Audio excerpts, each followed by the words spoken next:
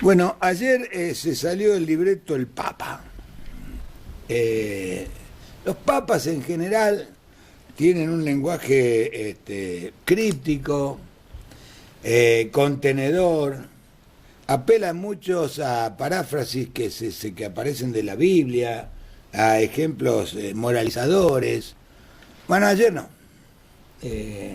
Ayer lengua filosa, aguda, estocada a fondo, y no se ahorró adjetivos para referirse a lo que pasa en su país, la República Argentina, haciendo toda una serie de metáforas sobre 8 hechos que ocurrieron en el mundo y que podrían ocurrir en la República Argentina si se da lo que uno de los escenarios delirantes puede desembocar el próximo domingo.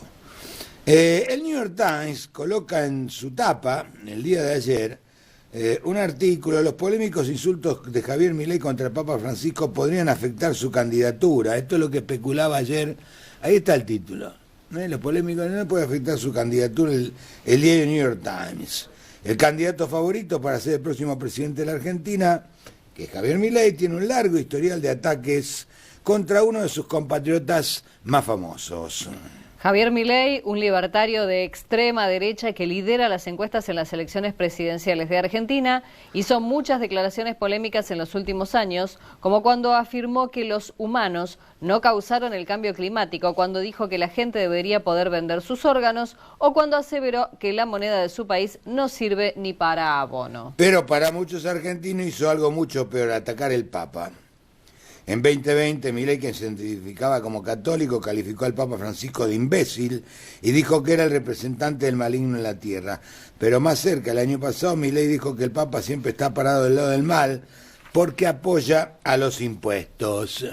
Y el mes pasado, en una entrevista con el expresentador de Fox News, Tucker Carlson, Milei dijo que el Papa tiene afinidad por los comunistas asesinos y viola los 10 mandamientos al defender la justicia social. Son palabras atrevidas para un hombre que intenta ser el presidente de Argentina, donde casi 2 de cada 3 personas se identifican o se perciben como católicos, y donde el Estado es oficialmente católico y el Papa argentino es para muchos una especie de héroe nacional.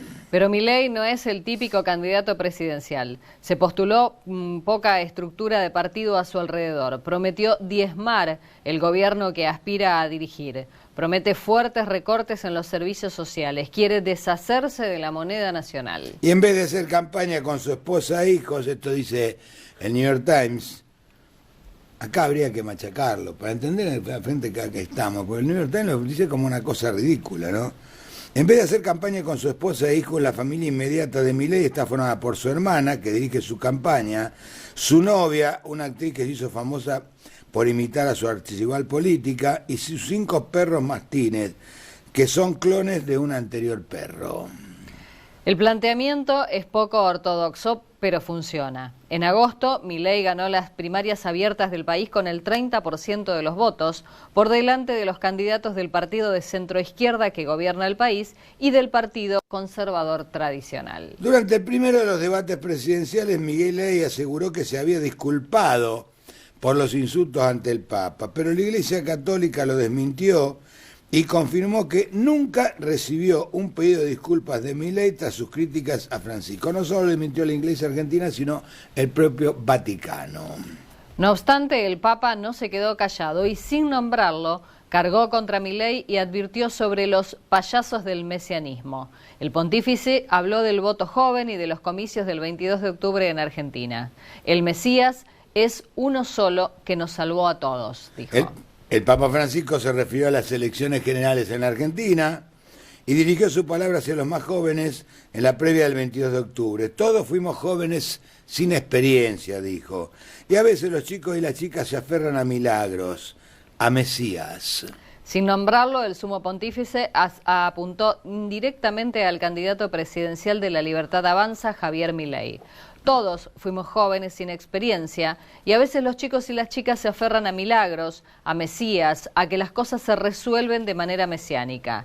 El Mesías es uno solo que nos salvó a todos. Los demás son todos payasos del mesianismo. El libertario había sumado un capítulo más en su cruzada contra el Papa en una entrevista con el estadounidense Tucker Carlson, y acusó al Papa de estar del lado de dictaduras sangrientas y de tener afinidad con comunistas asesinos. A veces cuando me escuchan decir las cosas que escribí en las encíclicas sociales, dicen que el Papa es comunista. No es así. El Papa agarra el Evangelio y dice lo que es el Evangelio, contestó el sumo pontífice en su nueva entrevista. Francisco fue más allá, dijo que las grandes dictaduras nacen de una ilusión. Y además hizo una referencia a la historia del flautista de Hamelín y señaló que las grandes dictaduras nacen... Bueno, acá cuando se pone retórico, los curas son bravos. Sí. Las dictaduras nacen de una flauta, de una desilusión, de una ilusión, de un encanto momentáneo. Yo le tengo mucho miedo a los flautistas de Hamelin porque son encantadores. Si fueran de serpiente los dejaría, pero son encantadores de gente y las terminan ahogando. Gente que se cree que de la crisis se sale bailando al son de la flauta, con redentores hechos de un día para el otro. El viejo cuento, el flautista de Hamelin cuenta que un día un pequeño pueblo alemán llamó flautista porque había ratas. El flautista vino con su flauta y se llevó a las ratas hacia el río y las ahogó. Pero no le pagaron.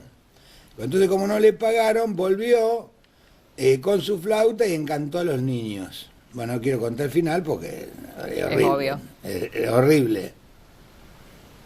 Pero ese horrible final, esa solución, en Hamelin se celebra todos los meses, todos los años, el Día del Flautista de Hamelin.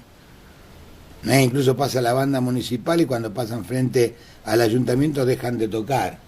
Bueno, nada menos que a esa parábola se refirió el Papa. Cuando fue consultado sobre los derechos laborales y las legislaciones al respecto, Francisco señaló que cuando un trabajador no tiene derechos o se lo contrata por poco tiempo para ir cambiándolos y no pagar aportes, se lo convierte en esclavo y uno se transforma en verdugo. Verdugo no es solo aquel que mata a una persona, sino también el que la explota. Tenemos que tener conciencia de todo esto. Cuando algo es acelerado me causa preocupación porque no tiene tiempo de asentarse. Cuando los cambios vienen acelerados no tienen tiempo suficiente los mecanismos de asimilación, terminamos siendo esclavos. Y es tan peligroso ser esclavo de una persona o un trabajo como ser esclavo de una cultura, agregó.